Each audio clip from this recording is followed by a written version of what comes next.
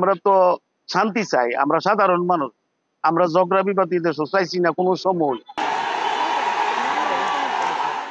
ফুচকা খেয়ে ভাঙতি টাকা না দেয়া, এক বাড়ির হাঁস সীমানা অতিক্রম করে আর এক বাড়ির আঙিনায় যাওয়া, নারীর দিকে তাকানো বা ক্ষেতের শশা খাওয়ার মতো তুচ্ছ সব ঘটনাকে কেন্দ্র করে দুই পক্ষের সংঘর্ষে জড়িয়ে যাওয়ার মতো ঘটনায় প্রায় সংবাদের শিরোনাম হয় ব্রাহ্মণবাড়িয়া।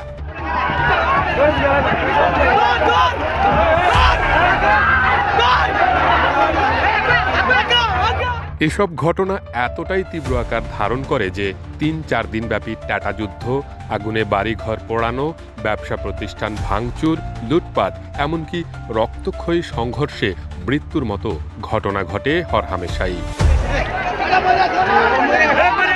সামাল দিতে গিয়ে হেনস্থার শিকার হতে হয় স্থানীয় প্রশাসন, আইনশৃঙ্খলা রক্ষাকারী বাহিনীর সদস্যদেরও।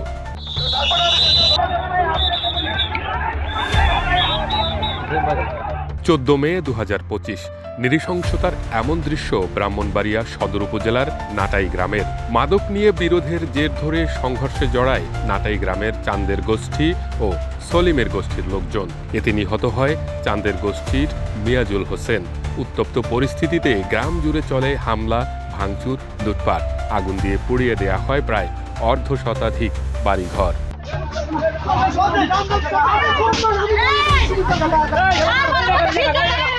কেবল নাটাই গ্রামই নয়, বরং জেলার সবকটি উপজেলাতে ঘটছে হরহামেশা এমন ঘটনা।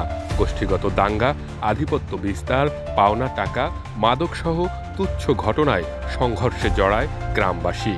এতে রণক্ষেত্র হয়ে ওঠে সড়ক, মহাসড়ক, ফসলের মাঠ, বসতভিটা।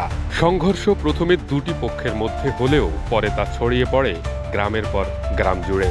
টাটা, বল্লম সহ দেশীয় অস্ত্রে সজ্জিত হয়ে ঘণ্টার পর ঘণ্টা চলে নারকীয় তাণ্ডবলীলা।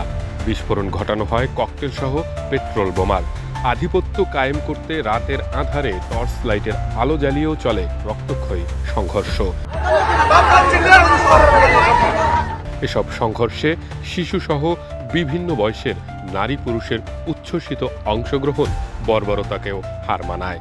নৃশংসতার ভয়াবহতা এতটাই যে প্রতিপক্ষকে ঘায়েল করতে বাড়িঘরের পাশাপাশি ব্যবসা প্রতিষ্ঠানগুলোতেও ভাঙচুর, লুটপাটের পর আগুন দিয়ে নিঃস্ব করা হয়।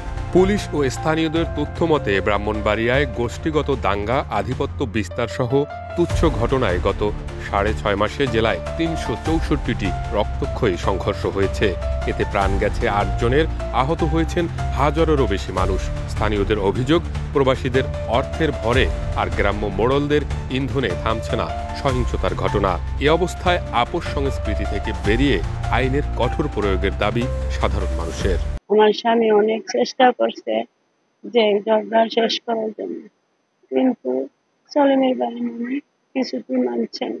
একের পরে একে একদিন করে অনেক সময় কাটাইছে এটা শেষ করে, কিন্তু কোনো কিছুতেই শেষ করে না করার সহিতে তখন তারা আমার জামাইরে হত্যা করেছে। আমরা তো শান্তি চাই, আমরা সাধারণ মানুষ, আমরা ঝগড়া বিবাদ চাইছি না কোনো সময়। এই নেশা ওরা এই বাবা ব্যস্ত গিয়া সাধারণ মানুষের বিপদ আনে, গজব আনে, মানুষ মারা, গ্রামের মধ্যে কার্যা করা, এরপরে কার্যা লাগতে গিয়া তো কত মানুষই কত ভাবে মরা। আমার তিনটা বাতিজ আমার পুঙ্গু হয়ে গেছে, গাফাও ভেঙ্গা লাইছে, হনি গেলে দেখতে পাবেন বাইতে আছে।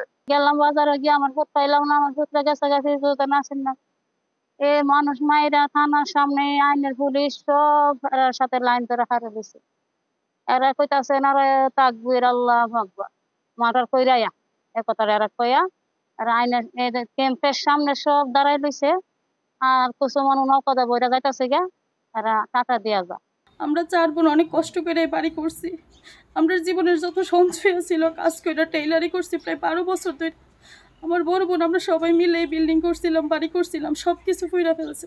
সরকার থেকে একটা ঘর দিয়েছিল, আমরা ওই ঘরটা পর্যন্ত ফুইরা ফেলছি, কিচ্ছু রাখছে না, চুল পরিমাণ কিচ্ছু। আমাদেরকে আরো বলছে যদি ঘরের ভিতর তাই আমরা আগুনে ফুইরা মাইরা লেব। তারপর বোনরা মারে, মা ছাড়া তো আমাদের কেউ নাই, মা ডারেনি, আমরা কোনোভাবে পালাই গেছি। যতগুলো ঝগড়া যুদ্ধ পর্যন্ত হয়েছে সব ছোটখাটো বিষয় নিয়ে, মানে আহামরি কোনো বিষয় না। দেখা গেছে টিস্যু নিয়া, জমি নিয়া, ওই 10 টাকা পাওনা নিয়া, এই সব বিষয়গুলি নিয়ে মানে ঝগড়া চলমান রয়েছে। এটার একটা মূল কারণ আমি যেটা মনে করি, কারণ আমাদের এলাকার যারা মাতব্বরি যারা করে বা আমরা যারা নেতৃত্ব স্থানে আছি বা আমরা যারা জনপ্রতিনিধি যারা আছি, এটা আমাদের কিছুটা সৎ ইচ্ছার অভাব আছে। একজন গিয়া সেরা আর 2-4 ভাই থাকলে তারারও নিলে অনেক সময় দেখা যাইতেছে এরা তো আগে নিম্নত পরিবারের ছিল পর্দা অনেক পয়সা করে জায়গা এই পয়সার দাপটে এরা কি করব কি না আয়াসেরা এই দাঙ্গা হাঙ্গামা লাগাই দেয় হান্দা এরপর এই পয়সার কারণে অনেক ঝামেলাই হয়। এখানে হয় ঝগড়াটা হইলেই প্রবাসে খবরটা চলে গেলেই ওখান থেকে ডোনেশন করে, ওরা ফাইন্যান্স করে, প্রচুর বাজেট করে ঝগড়াটা বাড়ানোর জন্য। যার যার গ্রামে পর্যাপ্ত টাকা পয়সা প্রবাস থেকে আসে, যার জন্য জনগণ উৎসাহ পায়, এখানে মানুষ উৎসাহ পায়, প্রচুর টাকা আসে। কত বিবর্ষ বাড়িঘর লুটপাট, কেউ অঙ্গহানি, কেউ খুন হচ্ছে, এগুলো আসলে বিবর্ষ। এগুলোতে প্রতিকার পাওয়ার জন্য জনসচেতনামূলক আলোচনা করতে হবে, জায়গা জায়গা সেমিনার করতে হবে এগুলোতে উত্তরণের জন্য। সুশীল সমাজের মতে গ্রাম্য ও গোষ্ঠীগত আধিপত্য ধরে রাখতে প্রবাসীরা অর্থের যোগান দিয়ে থাকে, যা ব্যয় হয় এসব সহিংসতায়। এসব থেকে ফায়দা হাসিলে এক শ্রেণীর সর্দার ও মোড়ল সংঘর্ষে আপোষ করতে ইন্ধন জুগিয়ে থাকে। এসব ঘটনায় মামলা হলেও মোটা অর্থের বিনিময়ে আপোষ হয়ে যাওয়ায় প্রকৃত অপরাধীরা পার পেয়ে যান।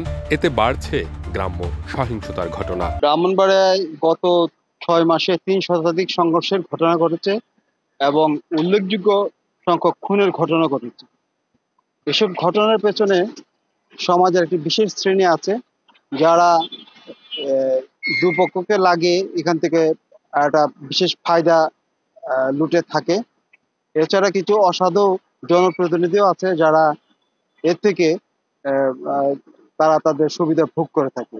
যেখানে আইনশৃঙ্খলা পরিস্থিতির অবনতি ঘটে বা সংঘর্ষের ঘটনা ঘটে থাকে, তারা কিন্তু আগের মতো সেই ধরনের ভূমিকাটা নিতে পারে না। সেই ক্ষেত্রে যদি এই ধরনের ঘটনার দমন করতে হয়, আইনশৃঙ্খলা বাহিনীকে আরো সক্রিয় ভূমিকা পালন করতে হবে।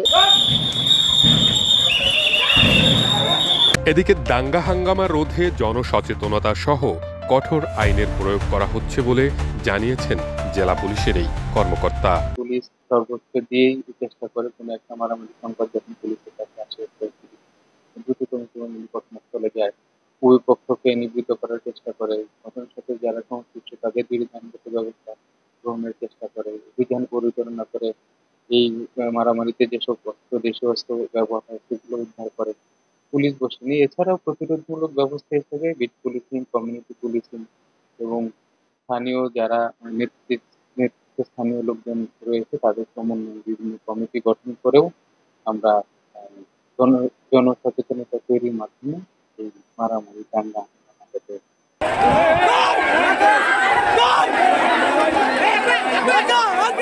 সংস্কৃতির জেলাখ্যাত ব্রাহ্মণবাড়িয়ায় গ্রাম্য সহিংসতা কমিয়ে আনতে অপরাধীদের বিরুদ্ধে কঠোর আইনের প্রয়োগ করতে হবে, এমনটাই মনে করছেন স্থানীয়রা।